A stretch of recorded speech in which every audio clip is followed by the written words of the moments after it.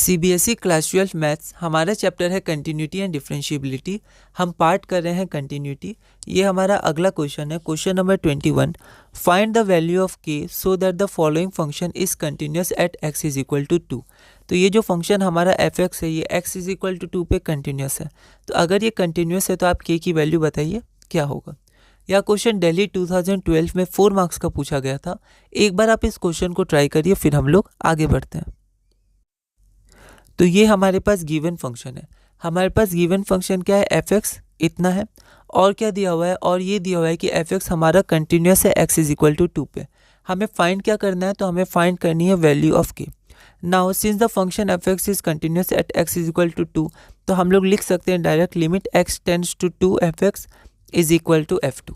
अब देखिए यहाँ पर हमने LHL RHL इसलिए नहीं लिया, हम लोग चाहते तो ले सकते थे, कोई दिक्कत नहीं, वो भी बिल्कुल सही है, क्योंकि यहाँ पर x इक्वल टू 2 के अराउंड आपकी वैल्यू चेंज नहीं, मतलब फंक्शन का एक्सप्रेशन चेंज नहीं करेगा।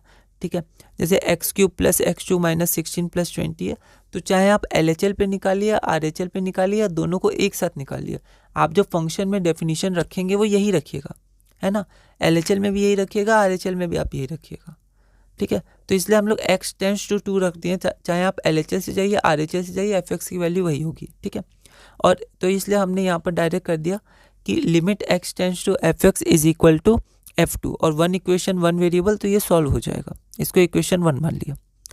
अब लिमिट x टेंड्स टू 2, तो limit x tends to fx यही आएगा, LHL हो या RHL।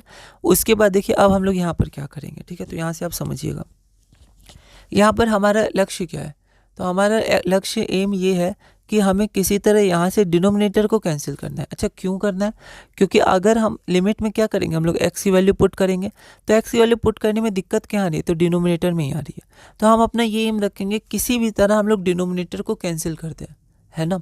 तो हम लोग क्या करेंगे, हम लोग अगर ये कैंसिल होगा तो ज़रूर न्यूमरेटर में आपका x माइनस 2 का फैक्टर आना चाहिए, तभी तो कैंसिल होगा। ठीक है, तो हम लोग क्या करेंगे, x माइनस 2 से इसको डिवाइड कर देंगे।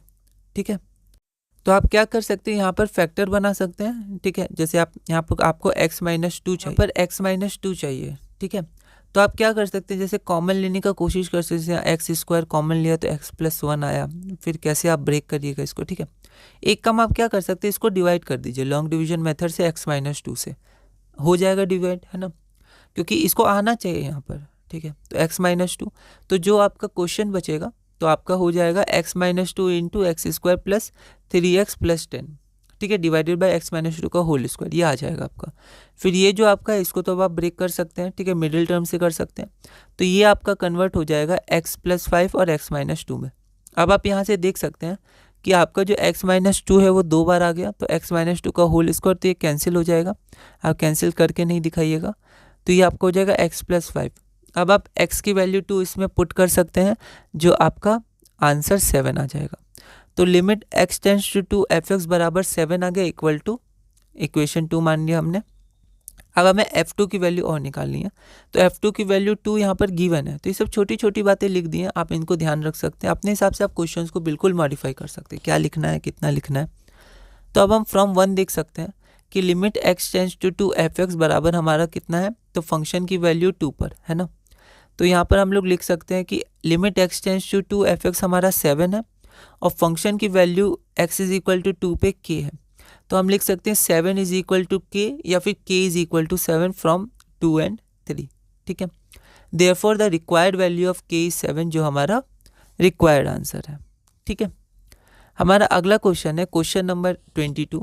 ये भी सिमिलर क्वेश्चन है, यहाँ पर कंटिन्यूस है x इज इक्वल टू 0 पर, तो आपको value of a and b निकालना है। अच्छा क्वेश्चन है, यह क्वेश्चन ऑल इंडिया 2016 में 4 मार्क्स का पूछा गया था।